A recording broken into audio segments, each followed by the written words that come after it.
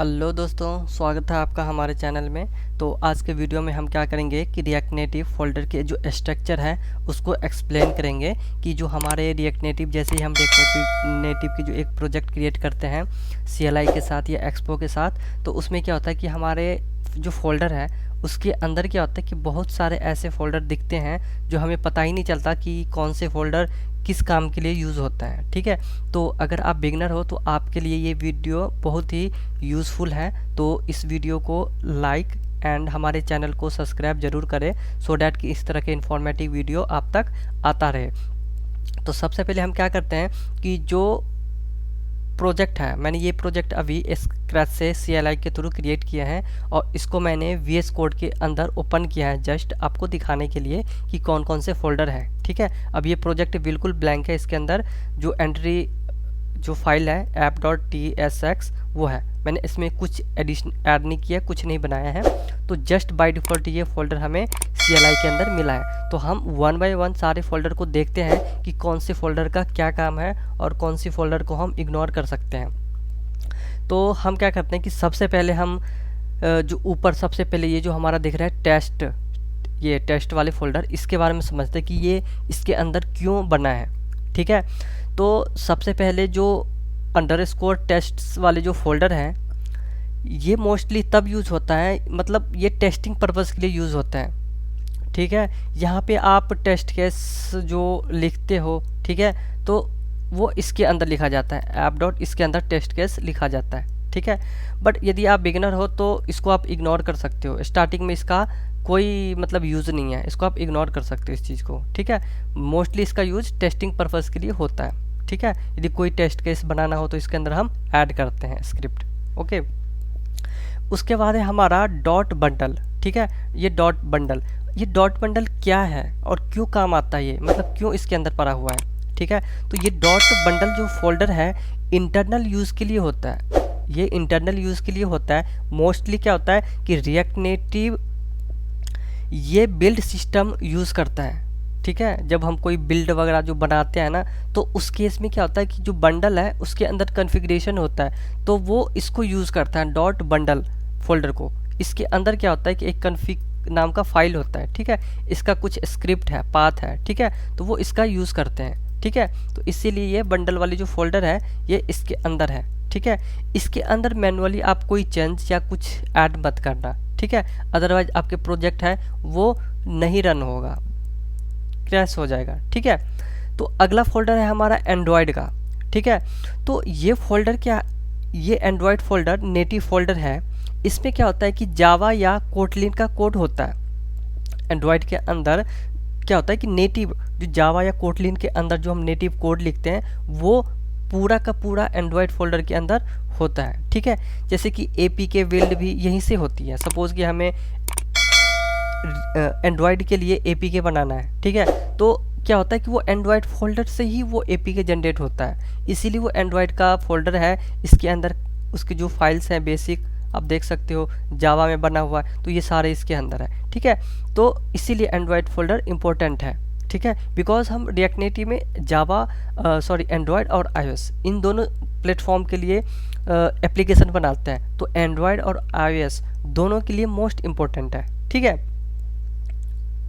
अगर मान के चलो कि आपको कोई चेंजेस करना हो, सपोज कि आप रिएक्ट नेटिव में कर रहे हो और आपको कुछ नेटिव में कुछ चेंज करना है। ठीक है, मोबाइल के एंड्रॉयड के अंदर कुछ अलग से कुछ चेंज करना है, तो आप एंड्रॉयड वाले फोल्डर के अंदर जाके जो जावा है उसके जो कोटलिन या जावा के फाइल है उसके अंदर आप जाके चेंज कर सकते हो अपने रिक्वायरमेंट के अकॉर्डिंग। ठीक है, तो वो ऑटोमेटिक क्या होता है कि उसकी जो कनेक्टिविटी होती है नेटिव मॉड्यूल के साथ वो हो जाता है, बहुत ईजिली हो जाता है। ठीक है, तो हमारे पास ये एडवांटेज होता है कि हम नेटिव के अंदर भी कोड लिख सकते हैं और रिएक्ट नेटिव के जो जावा स्क्रिप्ट है या टाइप स्क्रिप्ट है उसके अंदर तो आप लिख ही सकते हो कोड। ठीक है, तो उसके बाद आता है हमारा iOS वाला फोल्डर। ये जो है iOS, इसके अंदर इतने सारे फोल्डर हैं। ठीक है, फाइल फोल्डर। तो जो iOS का है ये मतलब एक तरफ से इसके अंदर स्विफ्ट या ऑब्जेक्ट सी का कोड होता है। ठीक है, बाय डिफ़ॉल्ट अभी इसके अंदर स्विफ्ट का कोड पड़ा हुआ है जैसे हमने क्रिएट किया है। तो ठीक है, जो iOS होता है उसमें स्विफ्ट या ऑब्जेक्टिव सी लैंग्वेज का यूज़ होता है, तो इसीलिए iOS के अंदर इसका कोड पड़ा होता है। ठीक है। जो iOS का जो फोल्डर है वो बिल्ड यहीं से होती है, जैसे एंड्रॉयड का फोल्डर उसी के अंदर से बिल्ड बनता था, ठीक है। उसी तरह जो iOS का जो फोल्डर है उसी के अंदर उसके जितने भी फोल्डर एंड फाइल है, मैं दिखाता हूँ इसके अंदर जितने भी फोल्डर फाइल है, ठीक है, तो इसी के अंदर से जो उसका जो बिल्ड है वो जनरेट होता है। यदि इसको हम डिलीट कर देंगे तो iOS के लिए हमारा बिल्ड नहीं बनेगा।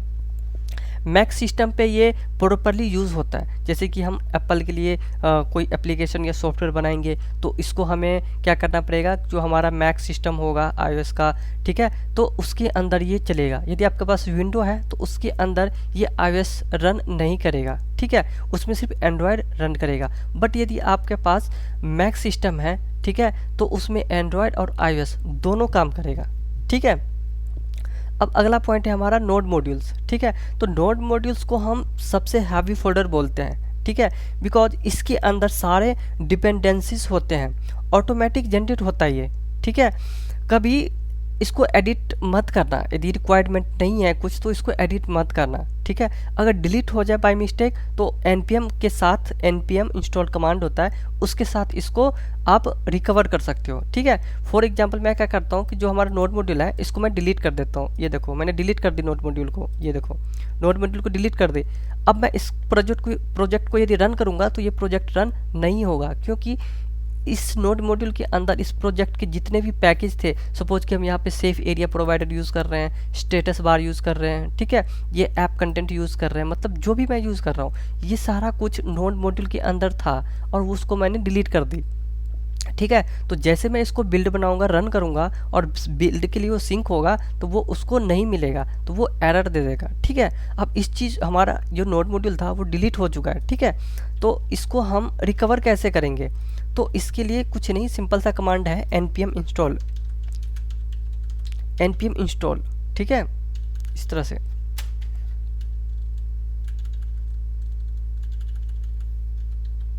npm इंस्टॉल, ठीक है, इस तरह से ये कमांड है। अब जैसे हम इस कमांड को रन करेंगे ना तो क्या होगा कि ये देखो आप ऑटोमेटिक क्या होगा कि जो हमारा npm है, ये देखो नोड मॉड्यूल, ये ऑटोमेटिक हमारा रिकवर हो गया इस प्रोजेक्ट के अंदर, ठीक है। जितने भी पैकेज थे, ठीक है, वो सारा का सारा नोड मॉड्यूल के अंदर अब इंस्टॉल हो गया, ठीक है। अब उसके बाद है हमारा वेंडर, ये वेंडर, ठीक है, वेंडर वाला फोल्डर, ठीक है। अब इस फोल्डर का क्या काम है, ये वेंडर फोल्डर कुछ एक्सटर्नल लाइब्रेरी या कॉन्फ़िगरेशन स्टोर करके रखता है, ठीक है। मोस्टली क्या होता है कि एडवांस यूज़ में काम आता है, ये जो वेंडर होता है ये मोस्टली एडवांस यूज़ में काम आता है, ठीक है। अगर आप बिगनर हो तो इस चीज़ को इग्नोर कर सकते हो, इसका यूज़ अभी नहीं होगा, ठीक है, इसका यूज़ एडवांस केस में होता है, ठीक है। उसके बाद हम चलते हैं, जो ये हमारा फोल्डर है इस लिंक्ड, ये वाले जो फोल्डर है हमारा, ठीक है, इस लिंक्स, ठीक है। तो ये फोल्डर का क्या काम है, सॉरी ये फोल्डर नहीं, ये फाइल है, ठीक है। तो ये इसलिंट कॉन्फ़िग फाइल होता है, ठीक है, इसलिंट कॉन्फ़िग फाइल होता है जिसके अंदर क्या होता है कि कोड की जो क्वालिटी मेंटेन करता है, ये ना कोड की क्वालिटी मेंटेन करता है, यदि कोई एरर और वार्निंग बताता है, ठीक है। अब सब ये क्या करता है मोस्टली कि सपोज यहाँ पे मैं कुछ टेक्स्ट ऐड कर दिया, ठीक है, सब ये देखो यहाँ पे मैं कोई अल्फ़ाबेट एक ना ऐड कर दिया तो ये यहाँ पे एरर बताता है, ठीक है। तो ये यही काम करता है, जो इसलिंट जो कॉन्फ़िगरेशन है वो डिटेक्ट कर लेता है कि इसके अंदर कौन सा ऐसा अनवांटेड एरर है, वो इसको डिटेक्ट करके हमें यहाँ पे हाईलाइट कर देता है, ठीक है। तो इस चीज़ के लिए इसका यूज़ होता है, मतलब एरर या वार्निंग वगैरह बताने के लिए होता है, ठीक है। सिंपल बोलूँ तो कोड को क्लीन रखता है ये, ठीक है, ये जो है इसलिंट्स, ठीक है। ये उसके बाद हमारा है गिट इग्नोर, ठीक है।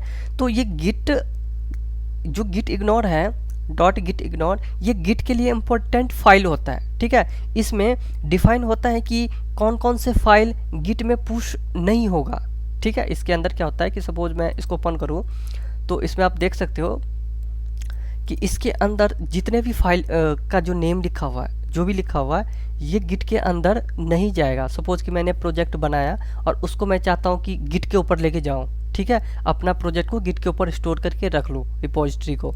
तो इसके अंदर जितने भी लाइन का कोड है, सपोज कि यहाँ पे लिखा हुआ है नोड मॉड्यूल, ठीक है, ये नोड मॉड्यूल, तो ये नोड मॉड्यूल गिट के ऊपर नहीं जाएगा बिकॉज ये बहुत ही हैवी होता है। तो इसीलिए गिट का स्टोरेज फुल ना हो जाए, इसलिए हम क्या करते हैं कि कुछ मेन जो फोल्डर होता है हमारा इंपॉर्टेंट फोल्डर, उसको हम गिट के ऊपर नहीं लेके जाते हैं। ठीक है, अब आगे आते हैं। अब अगला जो हमारा फोल्डर है ये है प्रीटियर्स, ठीक है, ये वाली फोल्डर। ये प्रीटियर्स क्या होता है, कन्फिग करता है, ठीक है, और कोड को फॉर्मेटिंग हैंडल करता है।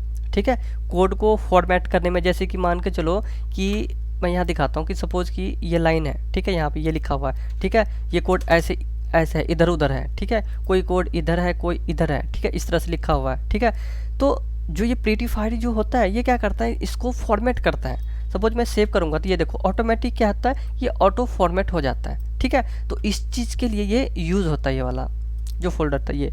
इसके अंदर कुछ लाइनें होती हैं कि एरो को अवॉइड करो, ठीक है, टेल कॉमा मतलब क्या होना चाहिए। ठीक है, तो ये होता है, इसको आप अपने अकॉर्डिंग कस्टमाइज कर सकते हो यदि फॉर्मेट आपको कुछ करना है तो। ठीक है, अब उसके बाद है हमारा folder watchman config, .watchman config. ठीक है, जो .वॉचमैन कन्फिग है ये वॉचमैन टूल के लिए कन्फिग फाइल है।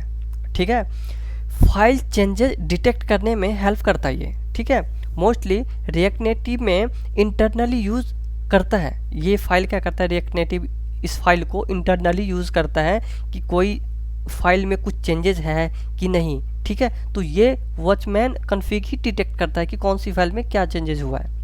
ठीक है, उसके बाद है हमारा app.json। ठीक है, तो app.json फाइल में क्या होता है कि इस फाइल में ऐप का बेसिक कॉन्फ़िगरेशन होता है, बेसिक कॉन्फ़िगरेशन। ठीक है, जैसे कि ऐप का नेम, डिस्प्ले नेम। ठीक है, मोस्टली जो एक्सपो होता है उसमें ज़्यादा यूज़ होता है, मोस्टली जो एक्सपो होता है उसमें ये app.json ज़्यादा यूज़ होता है बिकॉज जो एक्सपो के अंदर एंड्रॉयड या iOS की जितने भी कॉन्फ़िगरेशन होती है वो app.json के अंदर ही हमें करना पड़ता है। ठीक है, अब app.json जैसे मैं दिखाता हूँ आपको, जैसे ये देख सकते हो आपकी एप्लीकेशन का नेम, ठीक है, डिस्प्ले नेम ये है। सपोज कि आप एपीके या iOS में जो iOS का जो बिल्ड होगा उसको इंस्टॉल करोगे तो जो डिस्प्ले नेम होगा वो ये दिखेगा, जो एपीके का मतलब एप्लीकेशन का नेम होगा वो ये दिखेगा। आप इन दोनों को चेंज भी कर सकते हो अपने अकॉर्डिंग। ठीक है, हाँ, अब आगे है app.tsx। ठीक है, ये टाइप स्क्रिप्ट का ये फाइल है। ठीक है, ये आपका बोल सकते हो कि मेन एंट्री पॉइंट होता है। ये जो app.js बोलो या tsx बोलो, ये ना ऐप का एंट्री पॉइंट होते हैं, यहीं से ऐप स्टार्ट होता है। ठीक है, यही ऐप UI लिखते हैं, सपोज कि मतलब UI को रेंडर करने में यही हेल्प करता है। ठीक है, .tsx का मतलब है कि टाइप स्क्रिप्ट यूज़ हो रहा है यहाँ पे। ठीक है, मैं चाहूँ तो यहाँ पे JS यानी कि जावा स्क्रिप्ट भी यूज़ कर सकता हूँ। ठीक है, आपको जो लैंग्वेज आता है आप इसमें सेलेक्ट कर सकते हो। ठीक है, उसके बाद है हमारा जो babel.config.js। ठीक है, ये बेबल कॉन्फ़िगरेशन है जो कि मॉडर्न जावा स्क्रिप्ट को कंपैटिबल बनाता है। ठीक है, जो मतलब जावा स्क्रिप्ट को मतलब एक कंपैटिबल बनाता है कि रिएक्ट नेटिव के लिए इम्पोर्टेंट फाइल है। ठीक है, ये रिएक्ट नेटिव के लिए बहुत ही इम्पोर्टेंट फाइल है, इसके अंदर काफ़ी सारे कॉन्फ़िगरेशन होती है। ठीक है, मैं आने वाले वीडियो में इसका कैसे यूज़ होगा, इसके अंदर हम क्या यूज़ करेंगे वो मैं आपको बताऊँगा। ठीक है, उसके बाद है हमारा जेम फाइल और जेम फाइल .log। ठीक है, ये दोनों फोल्डर, ये देखो जो इसके अंदर है ना, जैसे babel.config, इसके अंदर क्या होता है कि जो कुछ मतलब मॉड्यूल होता है ना, मेनली मॉड्यूल, जो जैसे कि हम इसमें एनिमेशन का लाइब्रेरी यूज़ करेंगे, रीएनिमेटेड, ठीक है, या कोई अलग से फोल्डर स्ट्रक्चर या कुछ भी करेंगे तो इसके अंदर उस मॉड्यूल को हम डिफाइन करेंगे सो डैट कि वो यहाँ से अपने प्रोजेक्ट में वो कॉन्फ़िगर हो जाए। ठीक है, ये चीज़ें इसका यूज़ हम आगे वाले वीडियो में देखेंगे। ठीक है, उसके बाद है जेम फाइल एंड जेम.log। ठीक है, ये रूबी रिलेटेड फाइल होता है। ठीक है, iOS के अंदर iOS डिपेंडेंसीज मैनेज करने के लिए यूज़ होता है ये। ठीक है, मोस्टली, ठीक है, मोस्टली बैकग्राउंड में काम करता है ये। ठीक है, उसके बाद हमारा आता है index.js। ठीक है, तो ये एक्चुअली एंट्री फाइल होता है एप्लीकेशन का जो रजिस्टर करती हैं जो app.tsx है ये, ठीक है, ये जो app.tsx है इसको रजिस्टर करने का काम index.js करता है यहाँ पे, ठीक है। यदि वो index.js नहीं होगा तो app.js भी काम नहीं करेगा, वो यहाँ पे इसको रजिस्टर करता है इसको, ठीक है। अब देख सकते हो कि ये जो app.js है ऐप वो यहाँ पे इंपोर्ट हुआ है और वो यहाँ पे यूज हुआ है, ठीक है। तो ये इसको यहाँ पे रजिस्टर करता है, ठीक है। सिंपल समझो तो पहले index.js, उसके बाद app.tsx, ठीक है। उसके बाद है हमारा jest.config.js, ठीक है। ये एक टेस्टिंग कॉन्फ़िगरेशन फाइल होता है जो कि जेस्ट फ्रेमवर्क के लिए यूज़ होता है, ठीक है। जैसे यूनिट टेस्टिंग में हेल्प बहुत होता है, ये यूनिट टेस्टिंग जब करते हैं तो उसके लिए ये बहुत ही हेल्पफुल होता है, ठीक है। उसके बाद हमारा metro.config, ठीक है।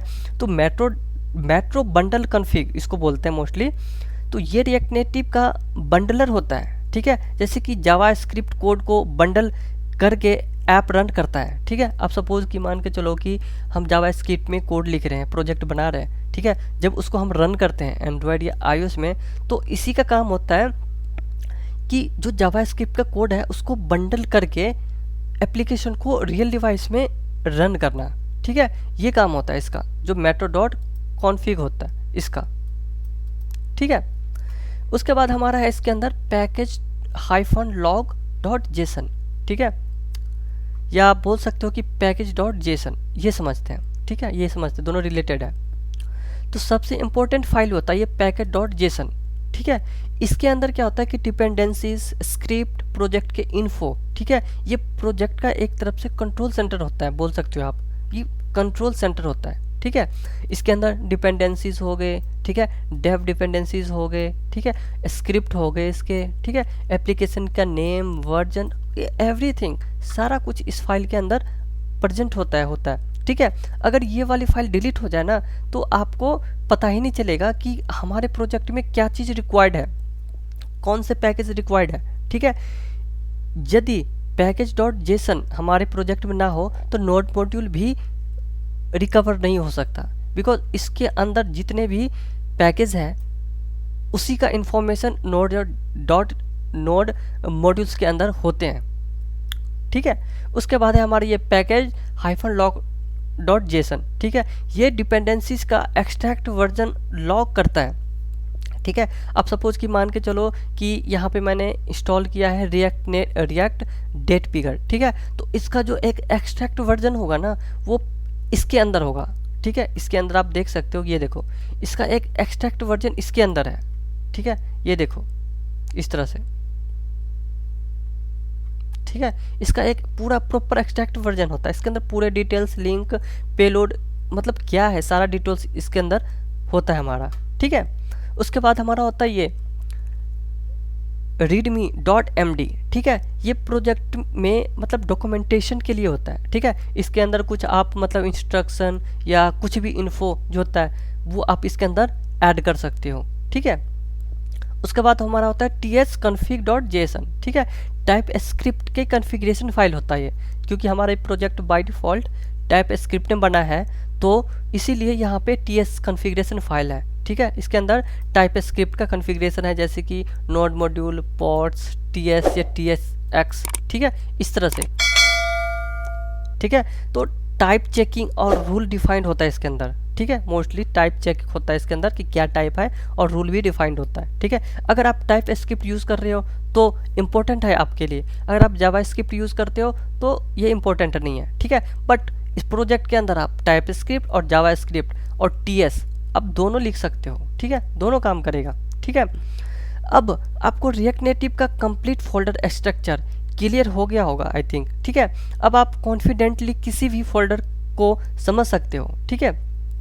अगर आपको वीडियो पसंद आया हो तो लाइक, शेयर एंड सब्सक्राइब जरूर करना for the more content, more video, ठीक है। बिकॉज इस तरह का इंफॉर्मेटिव वीडियो मैं बनाने वाला हूँ आने वाले टाइम में, ठीक है। तो ये हर डेली एक ना एक वीडियो आपको मिलता रहेगा।